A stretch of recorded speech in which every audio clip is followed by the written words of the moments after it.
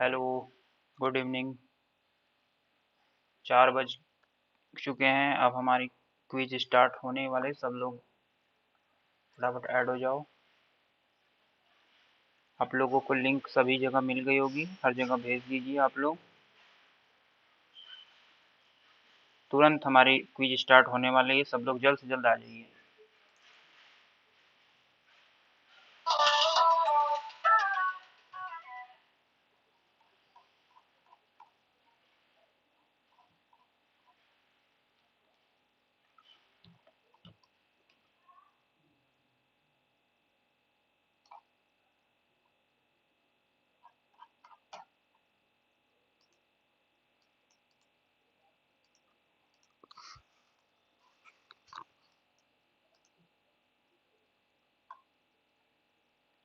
तो सभी लोग जो है लाइव आ जाइए, जल्द से जल्द लाइव आइए सभी लोग। और आवाज़ आ रही है कि नहीं ये बताइए। अब आप लोगों के लिए स्क्रीन को थोड़ी बड़ी कर देते हैं। अब आप लोगों को ये दिखने लगा होगा।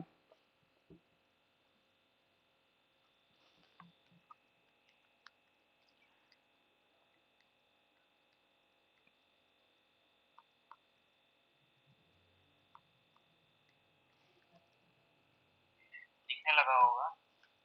तो सभी का स्वागत है हमारे चैनल AIPGTMD UPSC MO में।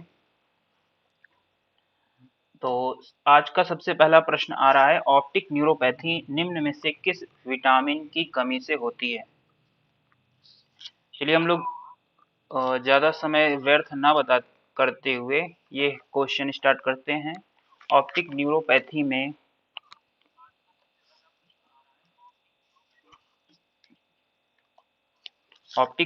में आपको बताना है कि कौन सा विटामिन जिम्मेदार है, किसकी कमी से हो जाती है। तो सभी लोग लाइव चैट में आंसर देने का प्रयास कीजिए। सबसे पहले आंसर देने का जो है प्रयास कीजिए। इसका है विटामिन B12, बिल्कुल सही आंसर है आप सभी लोगों का। सभी लोग अपने अपने ग्रुपों में हर जगह भेज दीजिए। ये हमारा पहला क्वेश्चन था। और जितने लोग हमारे चैनल से नए जुड़ रहे हैं, चैनल को सब्सक्राइब कर लीजिए, लाइक कर दीजिए। तो पहला क्वेश्चन का जवाब आप लोगों ने बिल्कुल सही दिया। विटामिन B12 साइनोकोबालामीन की कमी से हो जाती है ऑप्टिक नैरोपैथी। ऑप्टिक नैरोपैथी इस जो है विटामिन B12 की कमी से होने वाला एक रोग है। इसको आप लोग को याद रखना है। अगला एक प्रश्न बहुत ही ज्यादा इजी आ रहा है, बहुत ही ज्यादा बच्चों वाला क्वेश्चन, जिसको हम बहुत ही पहले से पढ़ते आ रहे हैं। तो आरबीसी की औसत आयु कितने दिन की होती है। तो अभी आप लोग प्रश्न हल करते रहिए, लगातार देखिए। डेली हमारे क्विज प्रतियोगिता इस चैनल पर आप लोगों को देखने को मिलेगी। सबसे पहली बात कि 120 दिन, बहुत ही अच्छा आंसर सभी का आ रहा है। B answer. देखिए इजी क्वेश्चन में आप देख रहे होंगे कि सभी बच्चे आंसर कर रहे हैं बहुत ही अच्छे से। और इसका आंसर है 120 दिन, यानी लगभग आपको 4 महीने तक ये आरबीसी जिंदा रहता है, आरबीसी अपना कार्य करता है। 120 दिन उसकी उम्र है। अगला प्रश्न देखिए, उन्माद में किस मूत्र का प्रयोग किया जाता है।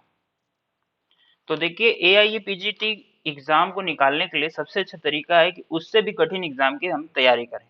तो उससे कठिन एग्जाम कौन सी है, तो यूपीएससी एमओ यानी यूनियन पब्लिक सर्विस कमीशन का। अगर आप मेडिकल ऑफिसर एग्जाम की तैयारी कर रहे हैं तो आपकी AIPGT में सर्जरी और सलाकी ये सब ब्रांच मिलना बहुत ईजी हो जाता है। तो आप उसका टारगेट करके ही चलिए। खर मूत्र, वेरी गुड आंसर सभी का। उन्माद, देखिए उन्माद पागलपन को कहते हैं। और खर को भी हम लोग उन्मादी के तौर पर जानते हैं, यानी मतलब कि ये जो गधे को हम लोग पागल के तौर पर जानते हैं लोक भाषा में। तो उन्माद और खर, खर का मूत्र उन्माद के रोगियों को देने में रहता है। अगला देखिए, चरक संहिता के कल्प स्थान में कितने अध्याय हैं। तो चरक संहिता के कल्प स्थान में कुल कितने अध्याय हैं? श्वेता शर्मा जी सी बोल रही हैं, बिल्कुल सही जवाब है आपका श्वेता शर्मा जी। इसका आंसर होगा बी, ये सी। कल्प स्थान में 12 रसगत, मांसगत, स्वेदगत या सभी में। तो इसको अच्छे से करिए। उपवास देखिए बहुत ही अच्छी ट्रीटमेंट मेथोडोलॉजी होती है लगभग सभी प्रकार के ज्वरों में, तो इसका आंसर देने का प्रयास कीजिए। रसगत कुछ बच्चे कर रहे हैं रसगत, तो इसका आंसर मैं आप लोगों को बता दूं,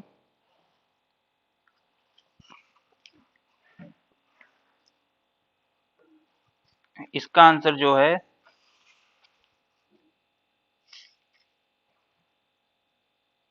4 होगा, उक्त सभी। तो सभी में, सभी प्रकार के ज्वर में ये आपको देखने को मिलेगा। चिकित्सक उपवास निर्दिष्ट है, ऑल दी एबव। बहुत ही अच्छा नयन रंजन प्रधान जी, आपका आंसर बिल्कुल सही है। अगला प्रश्न देखिए, अपने सभी दोस्तों में शेयर कर दीजिएगा, अपने जूनियर्स में, ताकि हम लोग रिवीजन प्रॉपरली करते रहें, उनको भी हेल्प हो सके। अपने दोस्तों में भी शेयर कीजिएगा। सर्वश्रेष्ठ दान माना गया है तो स्वर्ण दान, सहस्त्र गोदान, भूमि दान या जीवन दान। इसका आंसर आप लोग देने का प्रयास कीजिए। बिल्कुल सही जवाब है साक्षी सरपाल का, जीवन दान।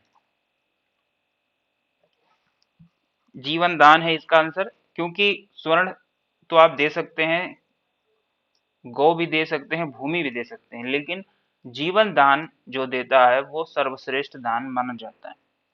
तो जैसा कि अभी हमने कोविड-19 के केसेस में भी देखा, हमारे बहुत सारे आयुष डॉक्टरों ने, आयुर्वेदाचार्यों ने अपना जीवन निछावर कर दिया पेशेंट्स को बचाने के लिए।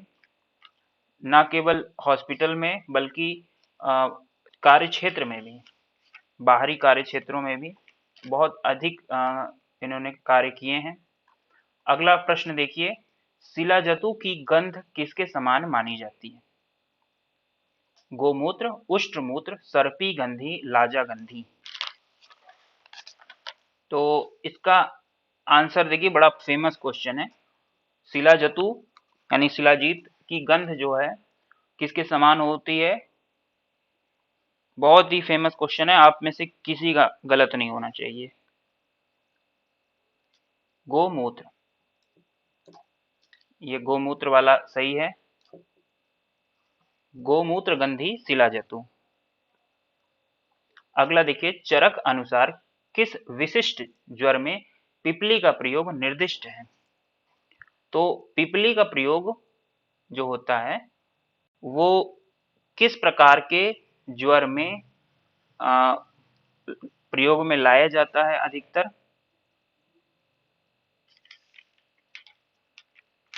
तो इसमें कुछ बच्चे सी कर रहे हैं, तो ज्वर वाला अध्याय जरूर जो है पढ़िए। वात बलासक ज्वर, वात बलासक ज्वर है इसका आंसर। ज्वर चिकित्सा अध्याय।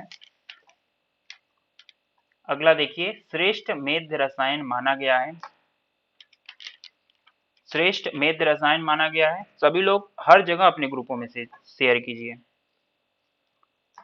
तो ये जो है रसायनों में मेध रसायन बहुत सारे होते हैं, ये चारों मेध रसायन ही है। मंडूक पर्णी, यष्टि मधु, गुड़ूची एंड शंख पुष्पी। लेकिन which is the best in the मेध रसायनास? तो shankhpushpi is the best in the rasayana category. मेध रसायनों में शंख पुष्पी बहुत ही ज्यादा कारगर साबित होती है। और एक प्रश्न मैं पूछ रहा हूं आप लोगों से, शंख पुष्पी का क्या प्रयोग करने पर मेध रसायन, किस तरह प्रयोग करने पर मेध रसायन के तौर पर कार्य करता है? शंख पुष्पी का क्या प्रयोग करने पर? स्वरस, कल्क, श्रित, शीत, font. Very good Kavita ji, इसका आंसर होगा कल्क। कल्क प्रयोग करने पर होता है, चूर्ण नहीं होता। कल को होता है।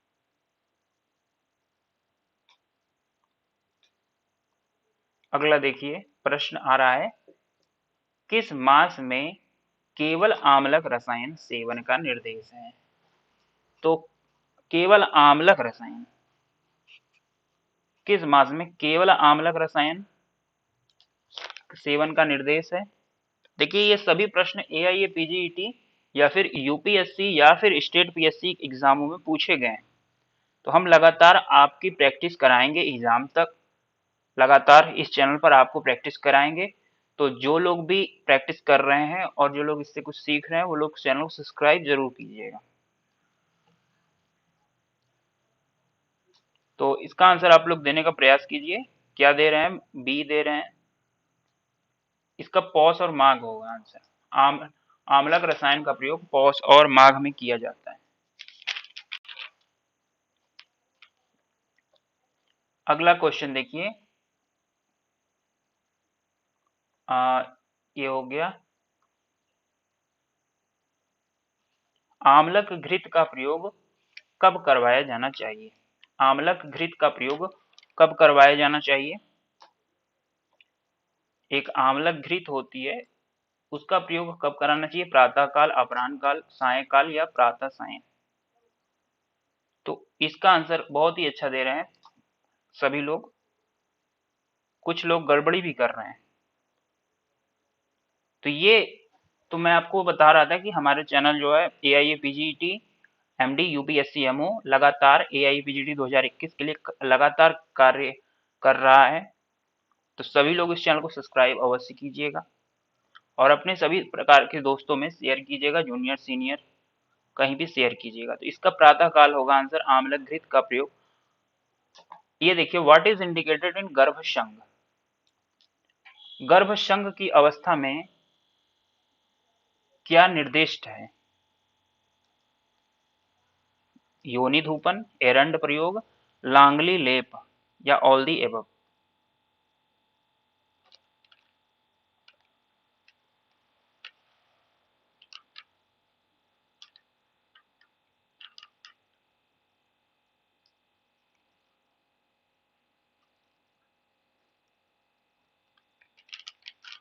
तो इसमें इसका आंसर है योनि धूपन।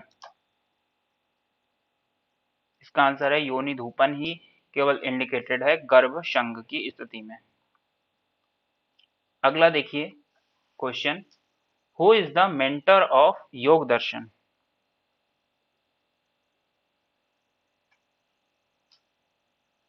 महर्षि कपिल, चार्वाक या महर्षि गौतम या महर्षि पतंजलि? तो योग दर्शन के प्रणेता कौन है? योग दर्शन के प्रणेता कौन है?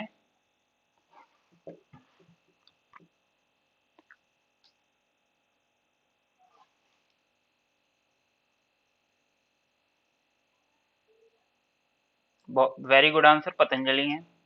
पतंजलि फेमस है योग के लिए।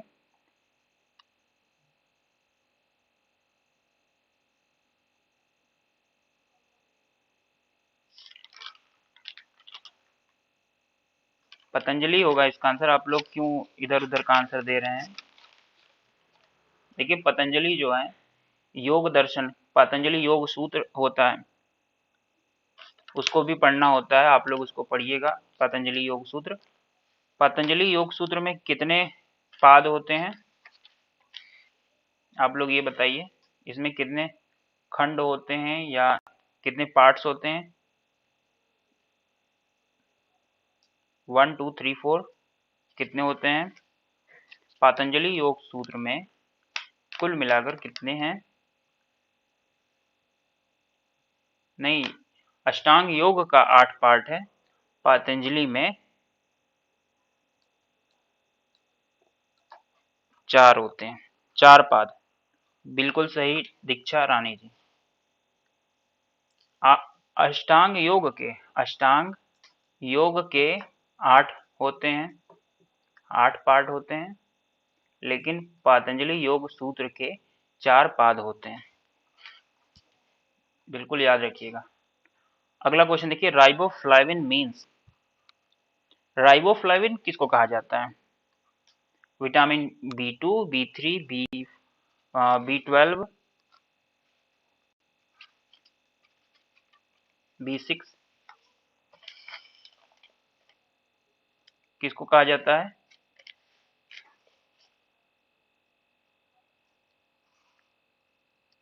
B2 को कहा जाता है। देखो जो लोग B1 कर रहे हैं गलत कर रहे हैं, B2 riboflavin means B2। Very good, A है इसका answer.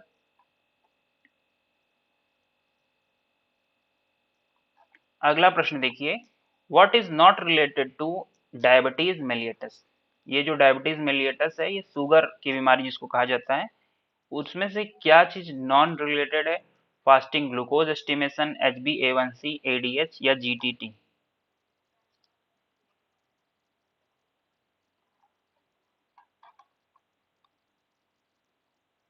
ADH anti diuretic hormone जो है, एंटी डायूरेटिक हार्मोन, ये डायबिटीज मेलिटस से लिंक्ड नहीं है, नॉट रिलेटेड है। बाकी GTT, HbA1c सभी चीजें जो है रिलेटेड है फास्टिंग ब्लड ग्लूकोज एस्टिमेशन। अगला देखिए, तृप्ति क्या है? तृप्ति क्या चीज होती है? साइकोलॉजिकल स्टेटस, सत्व गुण कैरेक्टरिस्टिक, कफज नानात्मज व्याधि, सिनोनिम ऑफ तंद्रा। जल्द से जल्द आंसर देने का प्रयास कीजिए, तृप्ति क्या होती है? साइकोलॉजिकल स्टेटस, सत्व गुण कैरेक्टरिस्टिक, कफज नानात्मज विकार। बिल्कुल सही है, कफज नानात्मज विकार। तो जो लोग भी देख रहे हैं चैनल को सब्सक्राइब अवश्य कीजिएगा और अपने सभी मित्रों में भी शेयर कीजिएगा और इस वीडियो को लाइक भी कीजिएगा।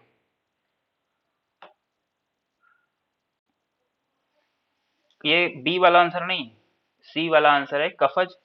देखिए कफ दोष के नानात्मज विकार कितने होते हैं? 20। कफ के नानात्मज विकार होते हैं 20, पित्त के 40 और वात के 80। तो तृप्ति जो है एक प्रकार का कफ का नानात्मज विकार है।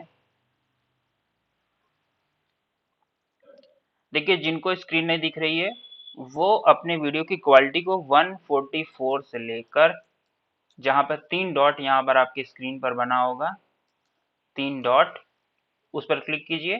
ऑप्शन आएगा 144 से लेकर 720 तक ले जाइए, उसको 720 तक ले जाइए। तो ये है कफज नानात्मज व्याधि, तृप्ति इजेंट कफज नानात्मज व्याधि। इसमें क्या सिम्टम आता है? इसमें देखिए आपको हमेशा जो है तृप्ति का एहसास होगा, आप भोजन करें या ना करें, आप हमेशा लगेगा कि आप भोजन किए हुए हैं, क्योंकि कफ जो है आमाशय में भरा हुआ रहता है। अगला क्वेश्चन देखिए, 2 वर्ष का बालक कहलाता है। This is question from kaumarbhritya. कौमार भृत्य 2 वर्ष का बालक कहलाता है।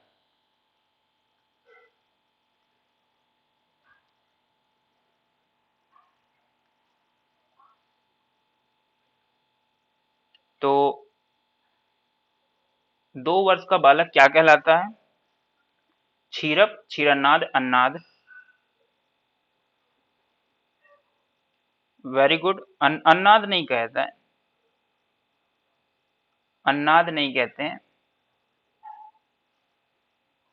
देखिए बच्चा जब पैदा होता है तो पहले वो केवल क्षीर को पीता है, पहले दूध पीता है, उसके बाद कुछ समय बाद क्षीर और दुग्ध दोनों पीता है और कुछ समय बाद केवल अन्न पर आ जाता है।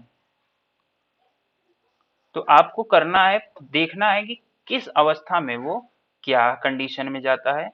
तो इस कंडीशन में क्षीरन्नाद की कंडीशन है, मतलब दूध भी पिएगा और खाना भी खाएगा। 2 वर्ष का बालक दूध भी पीता है और खाना भी खाता है, बिना दूध के वो नहीं रह सकता, और खाने में भी वो बहुत हल्का खाना खाता है। और दूध पीता है। अगला देखिए, कुष्ठ चिकित्सा में रक्त मोक्षण का प्रयोग कब करना चाहिए? कुष्ठ चिकित्सा में रक्त मोक्षण यानी कुष्ठ चिकित्सा के अंतर्गत रक्त मोक्षण का बड़ा विधान है। तो आप पेशेंट को कितने दिनों पर रक्त मोक्षण कराने की उपदेश करेंगे या आदेश देंगे? 6 मंथ, 6 मास में उसको आप कुष्ठ के रोगी को आप बोलिए कि हर 6 महीने पर अपना रक्त मोक्षण करा लिया करो, आपके कुष्ठ शांत हो जाएगा। चलिए, बहुत ही अच्छा आंसर। अगला देखिए, सुश्रुत के अनुसार वमन विरेचन के व्यापद होते हैं। सारे व्यापद के नोट्स आपको अवेलेबल कराए गए हैं। देखिए, जिन्हें AIPGT 2021 की प्रिपरेशन करनी है वो हमारे क्रैश कोर्स से जुड़कर कर सकते हैं।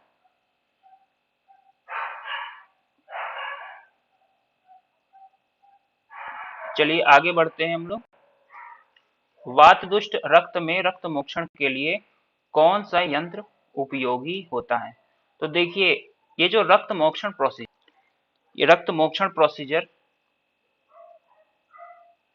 ये वाला आंसर हम लोगों ने नहीं लगाया लग रहा है, इसका है 15 आंसर। अगला देखिए, वात दुष्ट रक्त मोक्षण के लिए कौन सा यंत्र करना चाहिए?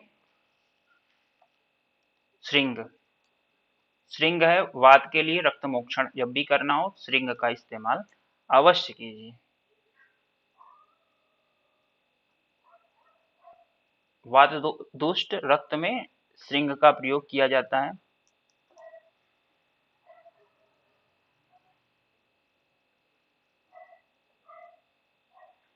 विरेचन के बाद परिहार काल की अवधि क्या होती है? तो जब भी विरेचन किसी को दिया जाता है उसके बाद एक परिहार काल का समय दिया जाता है, तो वो कितनी अवधि होती है?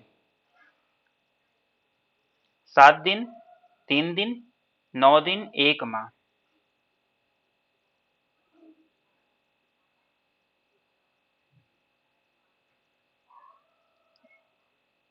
7 दिन नहीं होगा, इसको काटो। 1 माह, जिन्होंने भी आंसर दिया है बिल्कुल सही है। 1 माह होता है परिहार काल आफ्टर विरेचन। अगला देखो, स्थपनी मर्म किस प्रकार का मर्म है? स्थपनी मर्म बहुत ही ज्यादा फेमस मर्म माना जाता है। और यह किस प्रकार का मर्म है? वैकल्पिकर मर्म, विशल्यघ्न मर्म, कालांतर मर्म या रोजाकर मर्म?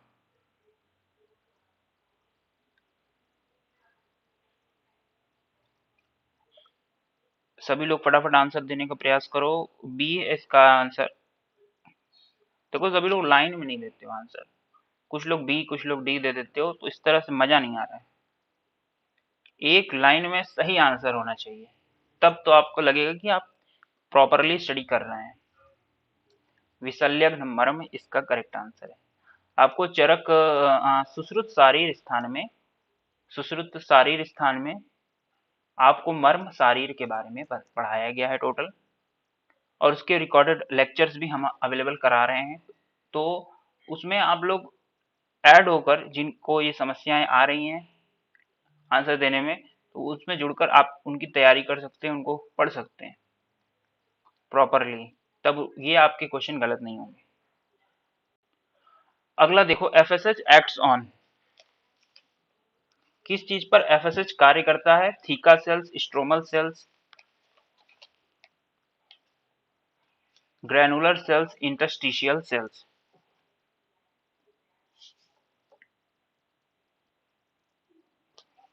बी दे रहे हो आप लोग आंसर, स्ट्रोमल सेल्स।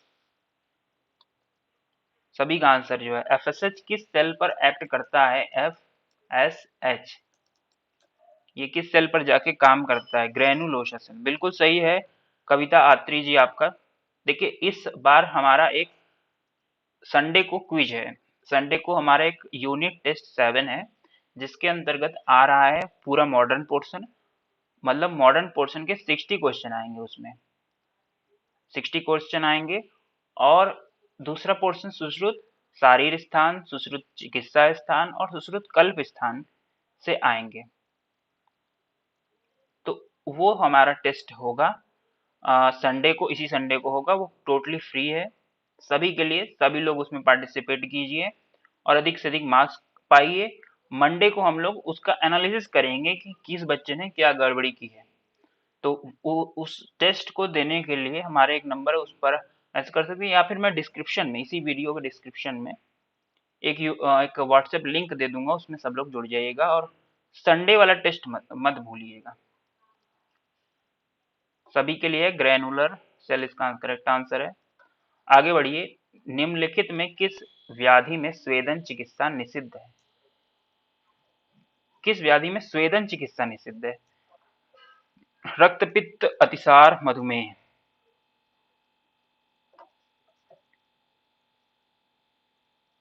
रक्तपित्त, अतिसार, मधुमेह या सभी?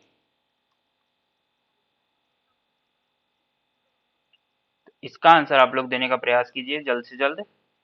Very good, D D D D D, very good, सभी का डी आ रहा है, वेरी गुड। देखिए इसमें आप लोगों ने बहुत ही अच्छा परफॉर्म किया, सभी का डी आ रहा है। इस तरीके से आंसर आप लोग जब पैटर्न में देते हैं तो बिल्कुल लग जाता है कि हाँ सभी लोग स्टडी प्रॉपरली कर रहे हैं। अगला क्वेश्चन देखिए, सुश्रुत मतानुसार नित्य वेदना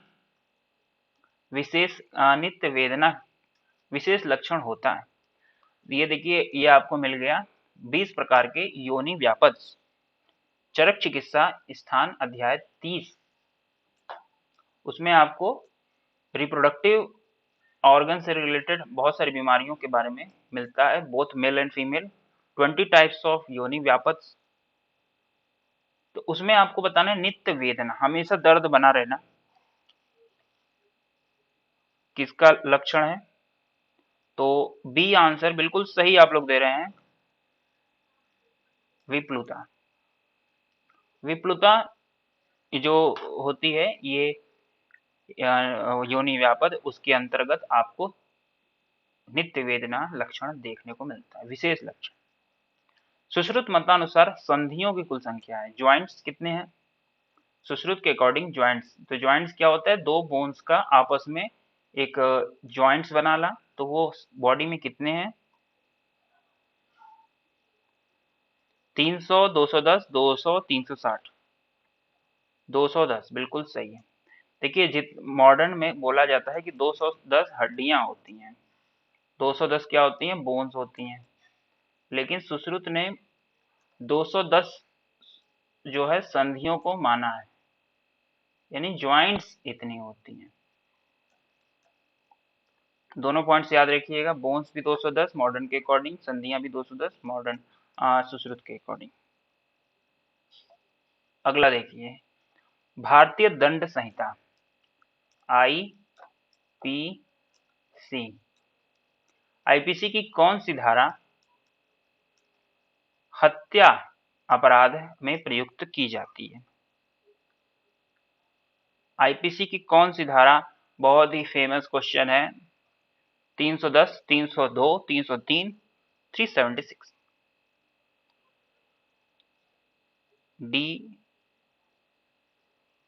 B, very good Ipsita ji, very good आपका आंसर 302। 302 जो है ये हत्या से रिलेटेड है। यदि आपने जो है किसी नागरिक की हत्या कर दी है तो आपके ऊपर 302 के तहत मुकदमा दर्ज हो जाएगा। अगला देखिए, निम्नलिखित में से किस व्याधि में स्वेदन चिकित्सा निषिद्ध है? ये तो हो गया है, इसका आंसर है ये। कुछ क्वेश्चन आपको रिपीटेड मिल सकते हैं। हाँ ये है, कौन सा श्रेष्ठ विषग्न द्रव्य है? विषग्नों में सर्वश्रेष्ठ या फिर विषग्न श्रेष्ठ कौन है, इनमें से बताना है, क्योंकि चार ही ऑप्शन है। तो घृत, क्षीर, नीर, सुवर्ण।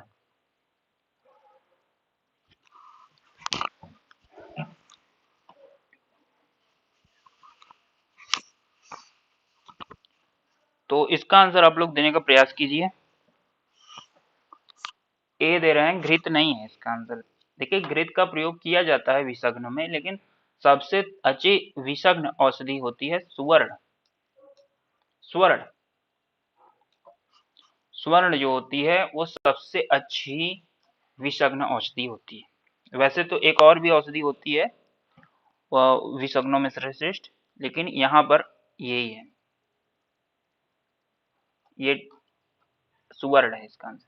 अगला देखिए, ये तो हो चुका है। स्थावर विष के अधिष्ठान है, तो स्थावर है 10, जांगम है 16। ये जे, ये एस, स्थावर जांगम।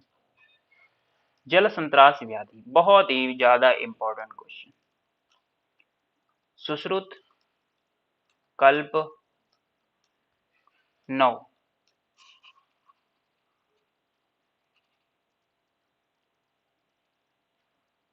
तो बताना है आपको, जल संत्रास व्याधि किस विष से उत्पन्न होती है? स्थावर विष से, जांगम, अलर्क विष से या दूषी विष से?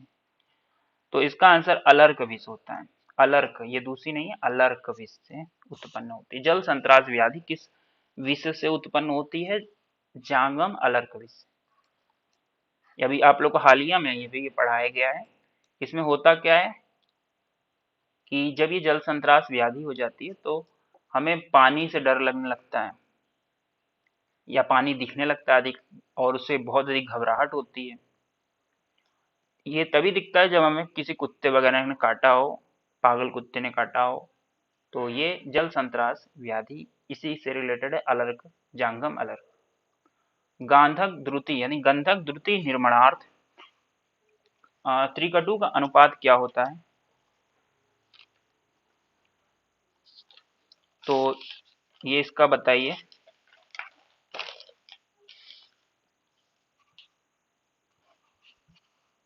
Very good doctor Gupta ji. Hydrophobia, hydrophobia जल संत्रास से रिलेटेड है। गंधक द्रुति निर्माण हेतु त्रिकटु का अनुपात कितना होना चाहिए? 1/16। 1/8 नहीं होगा, 1/16 होगा। 1/16, 1/16। आगे बढ़िए।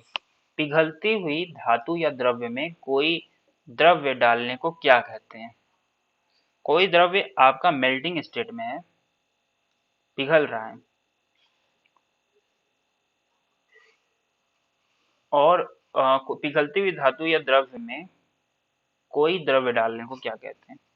तो क्या आप कहते हैं निर्वाप, आवाप, या ढालन? बहुत ही कंफ्यूजिंग टॉपिक है। This topic is from Rasashastra. रसशास्त्र का नोट्स के तहत आप लोगों को स्टडी कराने वाले हैं, स्टडी होने वाली है। तो पहले आप लोग बहुत अधिक चिंता वगैरह मत किया करिए, कि आप लोग देखिए टेस्ट पर ही फोकस कीजिए। आपका जो अपकमिंग टेस्ट है, हमने इस तरह से बनाया हुआ है सिलेबस को कि आप बहुत ही अच्छे से परफॉर्म करेंगे अगर आप केवल अपने आने वाले टेस्ट पर फोकस करें। अपकमिंग टेस्ट पर फोकस करिए और सारे चैप्टर्स को आप एक बार पढ़िए, पढ़ डालिए। सारे चैप्टर्स को एक बार आप पढ़ेंगे, उनके प्रश्न के हल करेंगे, उसके बाद दूसरे टेस्ट को फोकस कीजिए। इस तरह से आप जब तैयारी करेंगे तो आपका पूरा तैयारी हो जाएगा। और अगर आप जिस टेस्ट को आने वाला उससे इतर इतर पढ़ेंगे तो आपका ना वो हो पाएगा, ना इस टेस्ट की तैयारी हो पाएगी। तो focus on your upcoming exams, upcoming test पर फोकस करके पढ़िए। और हम टेस्ट भी उपलब्ध करा रहे हैं, साथ ही साथ लेक्चर्स और सारे नोट्स उपलब्ध करा रहे हैं। इसका आंसर होगा आवाप। देखिए एग्जाम सितंबर में आपके होंगे। नीट पीजी आ गया है, नीट यूजी आ गया है। अब एआईए पीजीटी में देर नहीं होने वाली है। और मैं आप लोगों से ये भी बताने वाला हूँ कि यूपीएससी भी आने ही वाला है। यूपीएससी का हमारा मॉक इंटरव्यू सेशन चल रहा है, लगातार उसमें प्रैक्टिस कराई जा रही है। अगला देखिए क्वेश्चन, मूसा का पर्याय क्या बताया गया है? मूसा का पर्याय क्या होता है?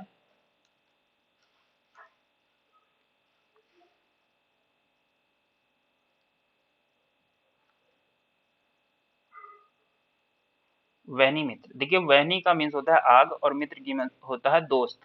तो जो आग का दोस्त है, कौन सा होता है आग का दोस्त? मूसा। वो ऐसा होता है कोई ऑर्गन, ये जो है इसके अंदर हम लोग द्रव्य को डालकर भस्म प्रक्रिया में इसको डाल देते हैं बहुत अधिक हीट में। तो इसके अंदर जो भी बनता है, अब ऐसा ये होना चाहिए ना कि ये बहुत अधिक मजबूत हो, एटलीस्ट भस्म बन जाए और ये गले ना। तो वहनी मित्र मूसा को कहते हैं। ये क्रूसिबल को इसको इंग्लिश में कहते हैं क्रूसिबल। अगला देखो, national botanical research institute. These are all question from UPSC. तो हमारी इंस्टीट्यूट जो है यूपीएससी पर ही फोकस करके स्टडी पैटर्न को करती है। अगर आप यूपीएससी के क्वेश्चन को लगा ले रहे हैं तो आपका एआई पीजीटी में कोई रोक ही नहीं होगा, आपका उसमें कोई मतलब जवाब ही नहीं रहेगा।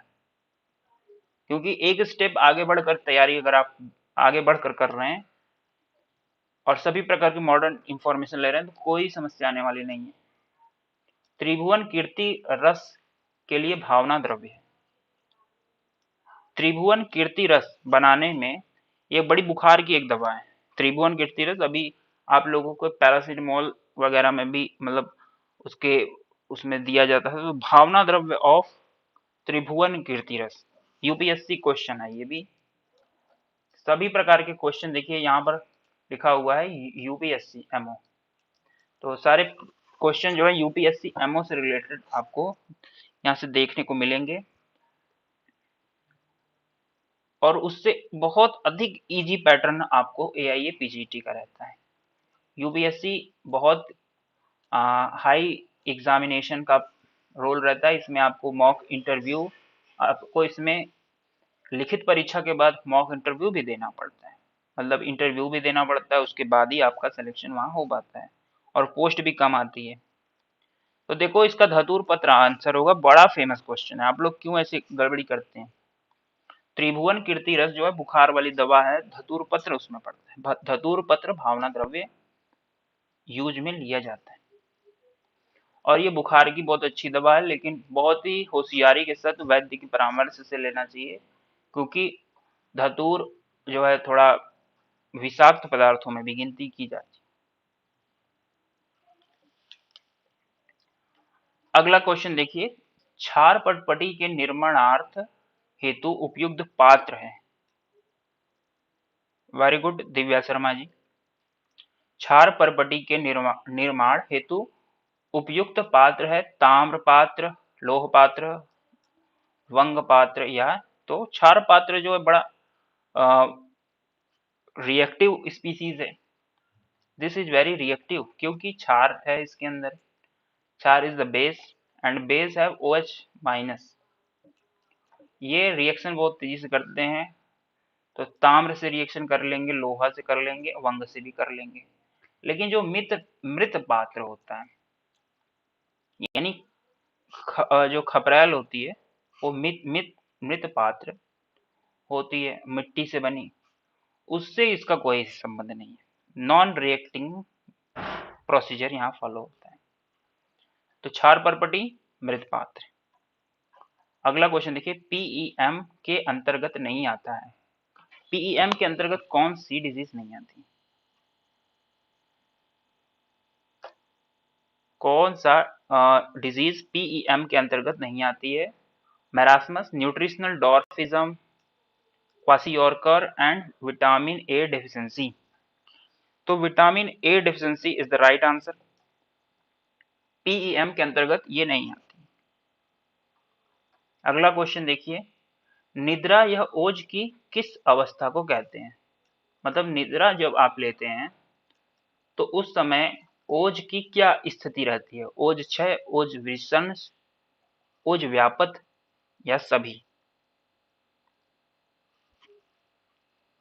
जल्द से जल्द आंसर देने का प्रयास कीजिए। क्षय तो नहीं होगा, ओज क्षय नहीं होगा, ओज व्यापत, ओज व्यापत होगा इसका आंसर। ओज व्यापत की कंडीशन बनती है। These are all questions from UPSC medical officer examination. और ये थोड़े से कठिन भी आपको लग सकते हैं।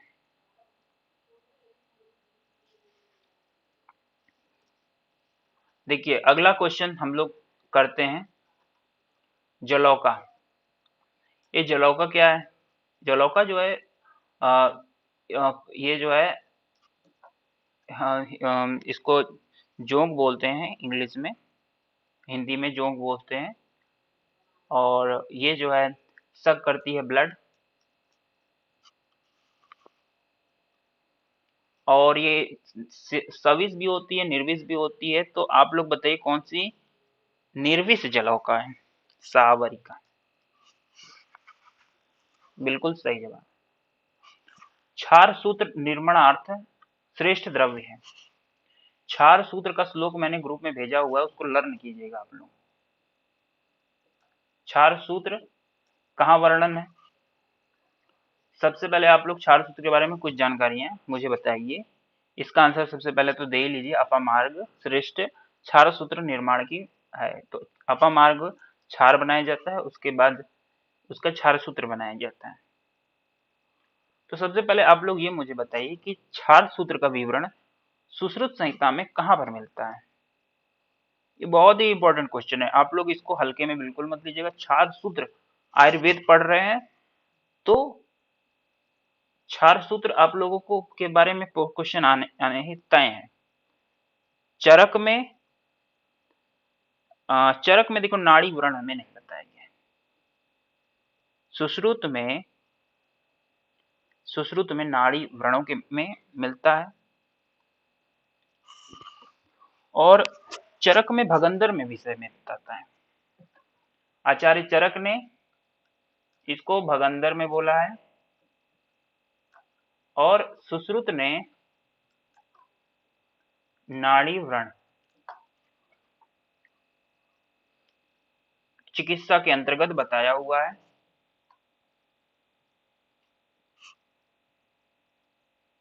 सुश्रुत, नाड़ी व्रण और चरक भगंदर, बिल्कुल सही जवाब है सभी का आंसर।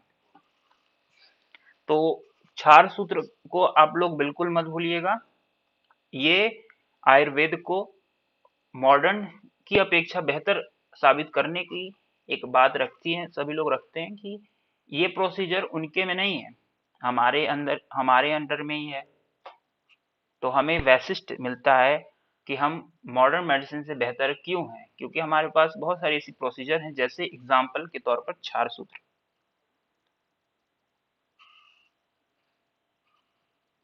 तो बहुत ही अच्छा सुष्मिता सोनी जी। अगला देखो क्वेश्चन आ रहा है दुष्ट व्रण का लक्षण। दुष्ट व्रण कपोत वर्ण, पुति गंध, निस्राव, अवेदना। व्रण जब दुष्ट हो जाता है तो उसका क्या लक्षण देखने को मिलता है? पुति गंध यानी सड़न, सड़न की स्थिति आ जाए तो आपको जो समझ जाना चाहिए कि दुष्ट हो चुका है। सड़न की कंडीशन यानी पुति गंध, सड़े हुए मांस जैसा गंध आने लगे। अब देखो श्रावी अर्श की चिकित्सा। श्रावी अर्श की चिकित्सा आपको बताई जा रही है। भल्लातक, स्नूही, हरिद्रा, कुटज। श्रावी अर्श क्या होते हैं? अर्श, अर्शस आर टू काइंड्स। एक श्रावी नहीं होते, एक जो श्रावी नहीं होते वो बनते हैं कफ और वात से, और जो श्रावी होते हैं वो पित्त और रक्त से बनते हैं, और इसमें ब्लीडिंग होती है, ब्लीडिंग पाइल्स। खूनी, खूनी जो अर्श बोलते हैं, तो खूनी अर्श में कुटज का प्रयोग किया जाता है। शुष्क और शुष्क, बिल्कुल वो शुष्क कफ और पित्त का कफ और वात का रहता है। कुटज बिल्कुल सही जवाब है। कुटज देखिए अतिसार में भी दिया जाता है, डायरिया में। अगला क्वेश्चन देखिए नेत्र पर कौन सा बंध बनाया जाता है? नेत्र पर कौन सा बंध बनाया जाता है? बताइए नेत्र पर कौन सा बंध बनाया जाता है? ये बड़ा फेमस क्वेश्चन है, बिल्कुल गड़बड़ मत कीजिएगा, चीन बंद, चीन बंद नेत्र पर बंध लगाने की प्रक्रिया है। इसमें जो है आंख के गोले को जो है एक तरफ करके बांध दिया जाता है, चीन बंद। ऑपरेशन के बाद पट्टी वगैरह लगाने की प्रोसीजर है। आचार्य चरक ने कितने सिरोरोग माने हैं? बताइए, बहुत ही इजी क्वेश्चन। सिरोरोग कितने माने हैं आचार्य चरक ने? 10, 11, 17, 10, 11, 7 या 5? तो डी है इसका आंसर, बिल्कुल सही जवाब है सभी का। देखो ये है कहाँ पे? चरक, आचार्य चरक ने 5 सिरोरोग बोला है, लेकिन बोला कहाँ पर है? बिल्कुल सही जवाब है हिमांशु जी, चैप्टर नंबर 17 की अंतः शीर्षीय अध्याय। कितने प्रकार के सिरोरोग हैं अग्निवेश के द्वारा पूछने पर? चरक सूत्र 17 की अंतः शीर्षीय अध्याय। और आप लोग बता सकते हैं टाइप्स ऑफ सिरोरोग कितने? टाइप्स मतलब अलग अलग टाइप्स कैसे? वात पित्त कफ, इस तरह से बता सकते हैं आप लोग, तो बताइए। टाइप्स मतलब 5 ही होते हैं,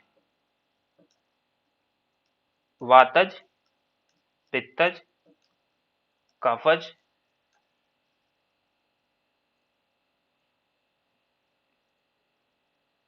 वेरी गुड, वातज, पित्तज, कफज, सन्निपातज और क्रीमिज। 5 5 प्रकार के सिरोरोग होते हैं। अगला देखिए, वर्ल्ड ब्लड डोनर डे कब मनाया जाता है? ब्लड डोनर डे कब मनाया जाता है? 14 जून, 1 दिसंबर, 1 जुलाई। ये जो डेट वाला नोट्स है वो आपको भेजा गया है ग्रुप में, अच्छे से याद करिए। और आप लोगों को एक खुशखबरी ये भी मैं देने वाला हूँ कि हमारे जो CHCs होते हैं उसमें, CHCs में दो पोस्ट जो है निकल हो गई है, लागू हो गई है। 2 पोस्ट शायद पहले ही हो गई है।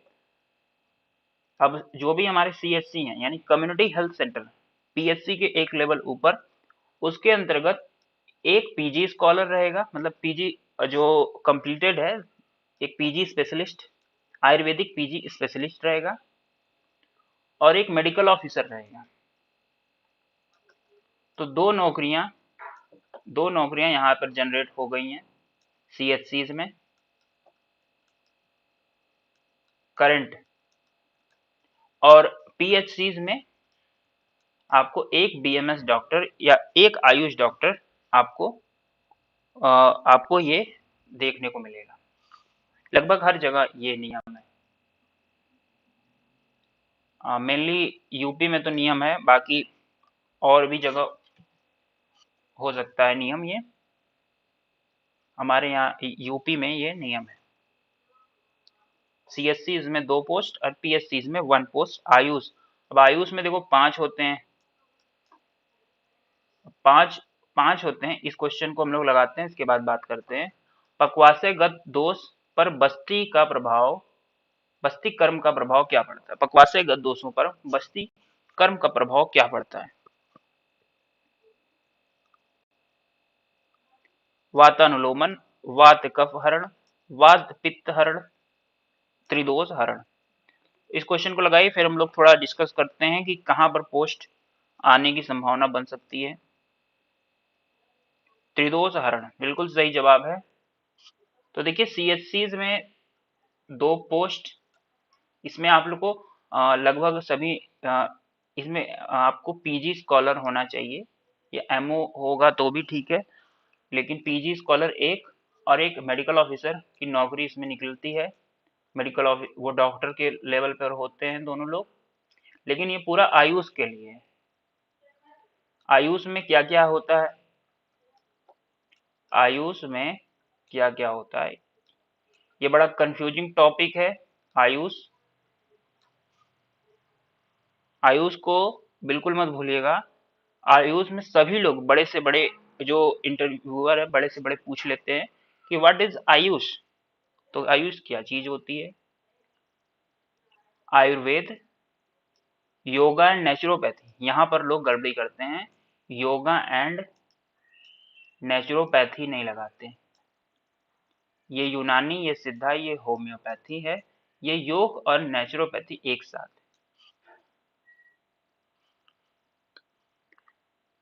तो देखिए आप लोग, जो डॉक्टर गुप्ता जी ने आंसर दिया है वो भी गड़बड़ है। योग को एंड नेचुरोपैथी भी बोलिए। अगर आप नेचुरोपैथी को भूल जाएंगे तो आप BNYS कोर्स के बारे में पूरी तरह से आप फेल हो जाएंगे, उसके बारे में आप यानी जानकारी ही नहीं। योगा और नेचुरोपैथी बोथ।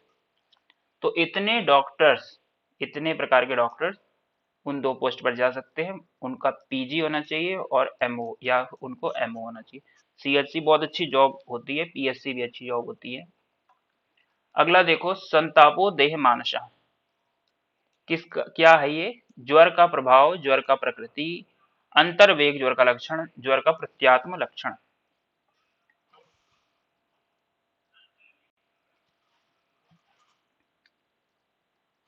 अंतर्वेग ज्वर का लक्षण, संतापो देह मानसा, ज्वर का प्रत्यात्म लक्षण। अगला देखो, यदि वात प्रधान संतत ज्वर है जिसमें रस आदि धातुओं का की पूर्ण रूपेण शुद्धि हो गई है, ऐसा जरूर कितने दिनों में ऐसा ज्वर कितने दिनों में ठीक हो जाएगा?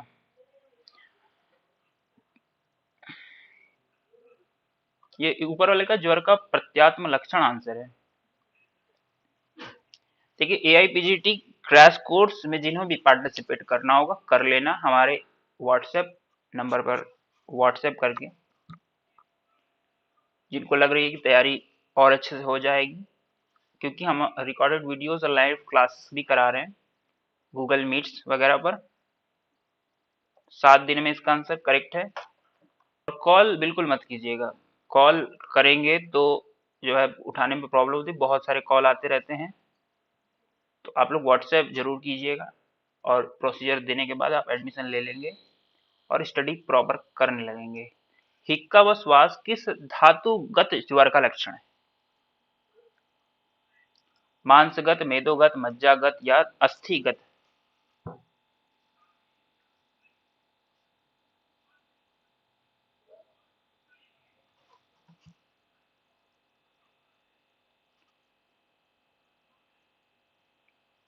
तो इसका आंसर आप लोग देने का प्रयास कीजिए। डी आप लोग दे रहे हैं, मांसगत इसका आंसर होगा। डी जो दे रहे हैं इसका आंसर आप लोग देने का एक बार प्रयास कीजिए, फिर मैं बताता हूँ इसका आंसर क्या होगा। हिक्का व श्वास, मज्जा। जिन्होंने सी आंसर दिया है, प्रियंका ने दिया है, कविता भी ने भी दिया है। तो कविता जी आपका आंसर लगातार बहुत ही अच्छा आ रहा है, आपकी स्टडी बहुत ही अच्छी है। मुझे ऐसा फील होता है कि आपने बहुत अच्छे से पढ़ाई की हुई है। इसके लिए बहुत बहुत बधाइयाँ आपको। और ऐसे ही पढ़ाई करते रहिए, आपकी AIPGT 2021 क्लियर होने में कोई समस्या नहीं आएगी। ध्यान एवं प्रश्वास किस आगंतुक ज्वर का लक्षण है? काम ज्वर, भय ज्वर, शोक ज्वर, क्रोध ज्वर। ध्यान व प्रश्वास किस आगंतुक ज्वर का लक्षण है? काम ज्वर, भय ज्वर, शोक ज्वर, क्रोध ज्वर।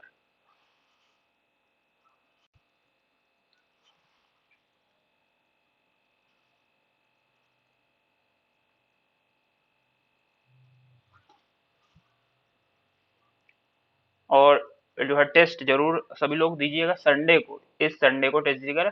डिस्क्रिप्शन में लिंक आपको मिल जाएगी ग्रुप के, इस वीडियो के डिस्क्रिप्शन में आपको लिंक मिल जाएगी।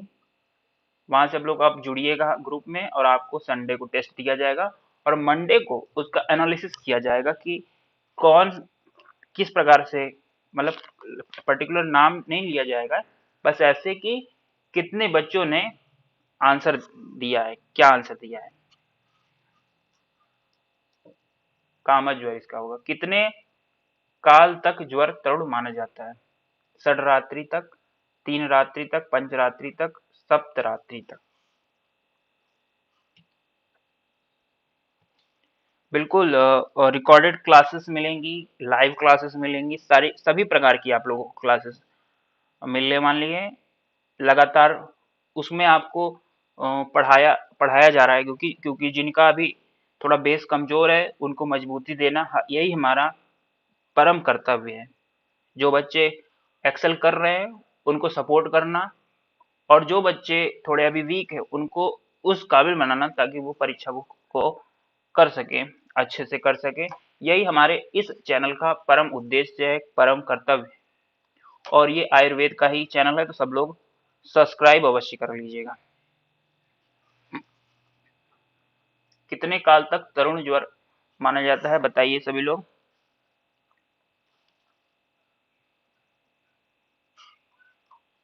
तो सप्तरात्रि इसका आंसर होगा।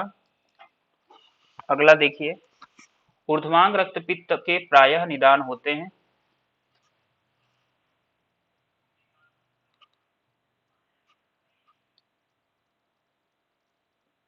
आप लोग थोड़ा वॉल्यूम जो है धीमा कर लीजिए।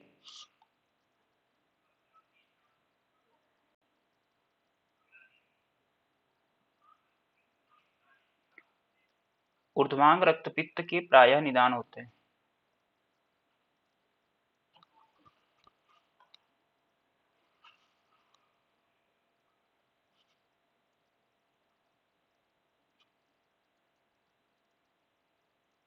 स्निग्ध और उष्ण, स्निग्ध और उष्ण ऊर्ध्वांग रक्तपित्त के प्रमुख कारण माने जाते हैं। अगला देखिए, मोच रस प्रयोग किस रक्त पित्त में मिलता है। तो जो कौन सा रक्त पित्त है जिसमें मोच रस का प्रयोग किया जाता है।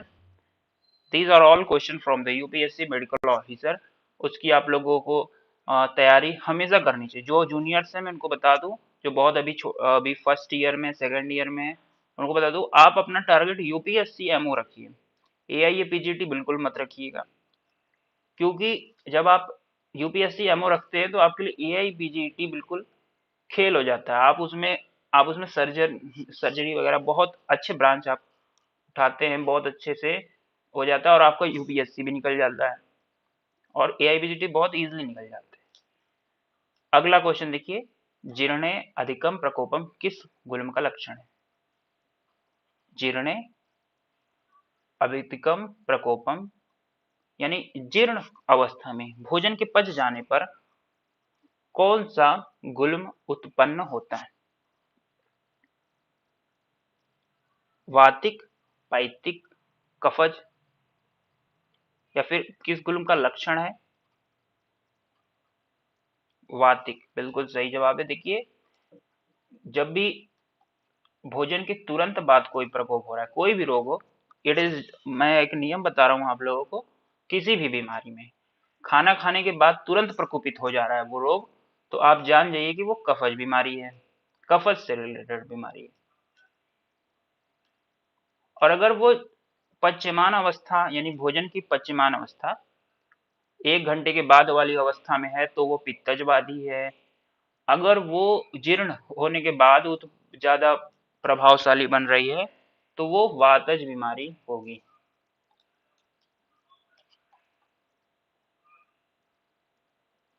देखिए, एडमिशन के लिए मैं आपको इस चैनल का जो है व्हाट्सएप नंबर लिख देता हूँ।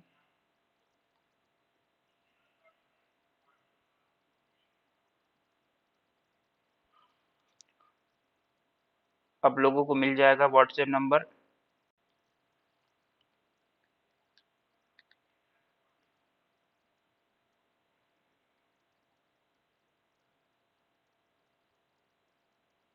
इस पर आप लोग जो है मैसेज कर कर आप लोग जुड़ सकते हैं। तुरंत मैसेज करिए, तुरंत प्रोसीजर भेजा जाएगा, तुरंत जुड़ जाइए। अगला देखिए, वासा घृत का प्रयोग किस गुल्म में किया जाता है। अब जल्दी जल्दी हम लोग क्विज खेल के समाप्त करेंगे।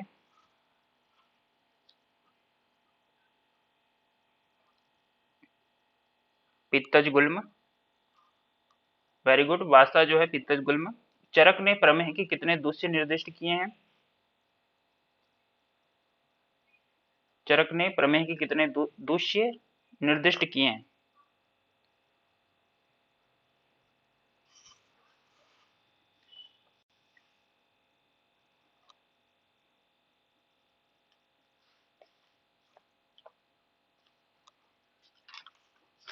जल्द से जल्द आंसर देने का प्रयास कीजिए।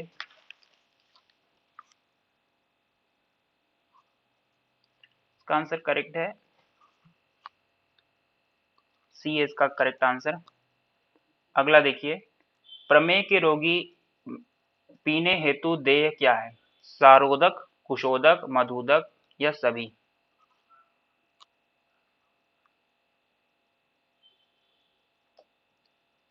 सभी है।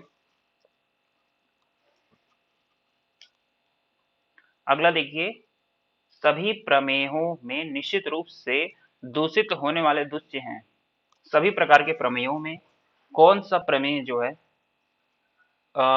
दूषित होने वाले दूष्य हैं? सभी प्रकार के प्रमेयों में दूषित होने वाले दूष्य कौन से हैं? तो मेद, मांस और क्लेद। फल त्रिकादिक वात, फल त्रिकादिक वात आप लोग जानते होंगे। उसमें एक क्वाथ द्रव्य होता है और एक कल्क द्रव्य होता है। तो बताना है आपको, क्वाथ द्रव्य कौन सा होता है, कल्क द्रव्य कौन सा होता है?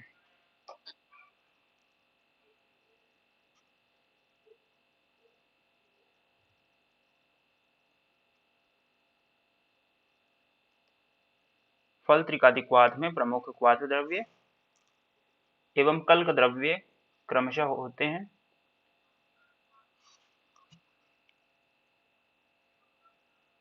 थोड़ा आप लोग वॉल्यूम थोड़ा कम कर लीजिए।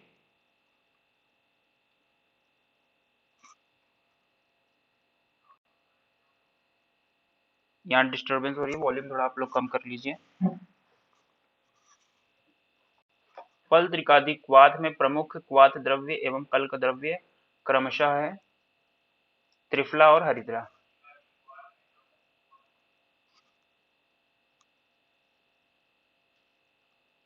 अगला क्वेश्चन देखिए, कुष्ठ का पूर्व रूप है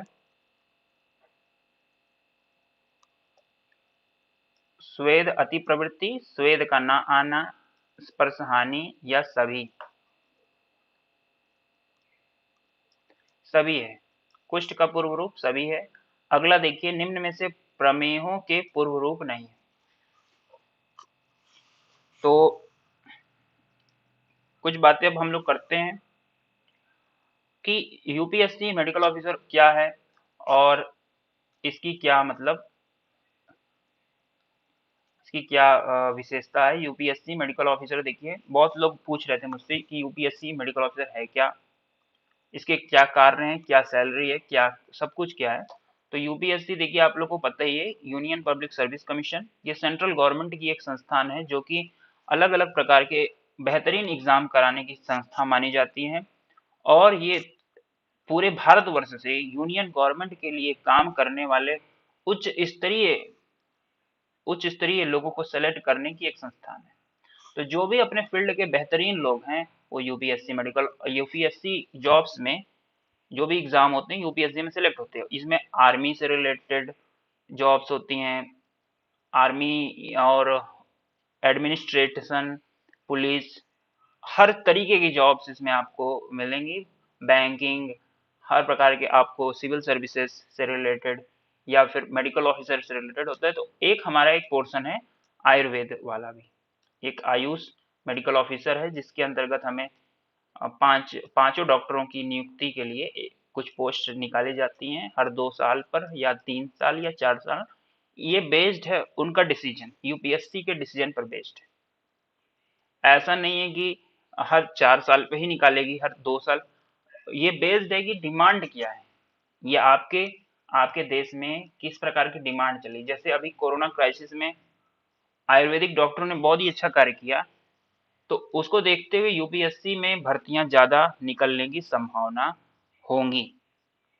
लगातार 2022 में भी पोस्ट आ सकती है। तो सब लोग जो बहुत अधिक अभी अभी छोटे हैं वो यूपीएससी मेडिकल ऑफिसर की तैयारी करें, आपका एआईपीजीटी ऑटोमेटिक निकलेगा। देखिए इसका क्या दे रहे थे आप लोग, निम्न में से प्रमेय का पूर्व रूप नहीं है। गलतालुशोष करपाददाह माधुरमा उष्ण प्रिय। देखिए शीत प्रियत्वम होता है, उष्ण प्रियत्वम नहीं होता। किस व्याधि में विशेष रूप से विड मल का संरक्षण किया जाना चाहिए? ग्रहणी, अतिसार, पांडु, राजक्षमा।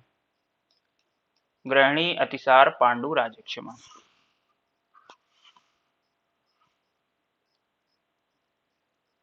किस व्याधि में विशेष रूप से विड यानी मल का संरक्षण किया जाना चाहिए? तो राजक्षमा इसका करेक्ट आंसर है। कितना पुराना स्वित्र असाध्य हो जाता है? कितना पुराना स्वित्र जो है असाध्य कैटेगरी में चला जाता है? 1 वर्ष, 2 वर्ष, 1 युग या 3 वर्ष? तो बिल्कुल सही जवाब है 1 वर्ष। अगला देखिए, नम कुष्ठ में किस दोष का आधिक्य होता है? आपको यहाँ पर लगातार क्वेश्चन जो है हाई प्रोफाइल क्वेश्चंस आपको देखने को मिल रहे हैं, तो सभी लोग चैनल को अवश्य सब्सक्राइब कीजिएगा और उन बच्चों में भी शेयर कीजिएगा जो गाइडेंस वगैरह चाहते हैं, क्योंकि हम लगातार फ्री में ये सारी क्विजेस करा रहे हैं। लर्निंग स्किल्स डेवलपमेंट, ये सारी आपके सभी के लिए फ्री हैं इन द आयुर्वेदा फील्ड। अंग पतनम कुष्ठ में किस दोष की अधिकता होती है? तो जो छात्र इस स्टडी करना चाहते होंगे तो उनके लिए बहुत ही बेहतरीन विकल्प मिलेगा और आपके शेयर से वो प्रसन्न होगा और आपको धन्यवाद भी करेगा।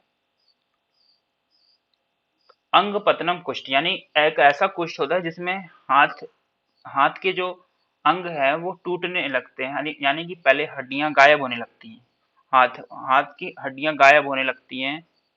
इसमें कौन सा दोष इन्वॉल्वमेंट है? तो इसके में पित्तज इन्वॉल्वमेंट है, पित्त वाला इन्वॉल्वमेंट है। अगला देखो, यक्षमा में विशेष रूप से उपयोगी दुग्ध है? अजादुग्ध, गोदुग्ध, अविदुग्ध, महिष दुग्ध।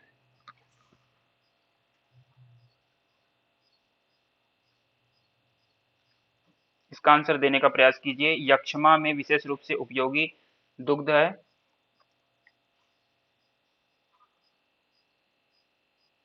अजादुग्ध, गोदुग्ध, अविदुग्ध या महिष।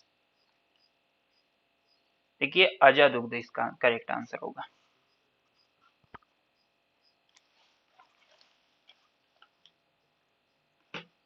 यक्षमा चिकित्सा में अजादुग्ध का प्रयोग किया जाता है। यस बिल्कुल, ये डेली बेसिस पर क्विज आपको मिलने वाली है लगातार जो है। अब किसी दिन अगर कार्य बहुत अधिक पड़ गए तो उस दिन क्विज नहीं हो पाएगा, लेकिन आपको नोटिफाइड ग्रुप में किया जाएगा कि आज क्विज है या नहीं है, उस ग्रुप से जुड़ जाइएगा, क्योंकि आप लोगों को एक टाइम टेबल बनाना होता है, तो आप लोगों को एक प्रॉपर शेड्यूल की आवश्यकता तो होती ही है। कनकशिरी तैल की विशेष रूप से कार्मुकता किस कुष्ठ पर होती है? शाम को 4 या 5 जो भी टाइम होगा, लगातार क्विज हो गए और वो आपको ग्रुप में पहले ही बता दिया जाएगा कि ऑन व्हाट टाइम आज का क्विज होने वाला है। तो ये बताओ, कनकशिरी तेल किस में दिया जाता है सबसे ज्यादा?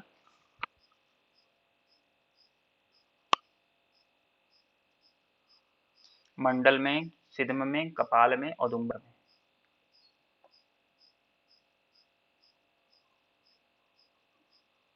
कनकशिरी तेल विशेष रूप से किस में दिया जाता है? देखिए टाइम कभी 4 बजे होगा, कभी 5 बजे, वो सभी चीजें आपको ग्रुप में बता दी जाएंगी और जिस दिन नहीं होगा उस दिन भी बता दी जाएगा कि आज नहीं हो रहा है, तो इससे आप अपने टाइम शेड्यूल को मैनेज कर लेंगे।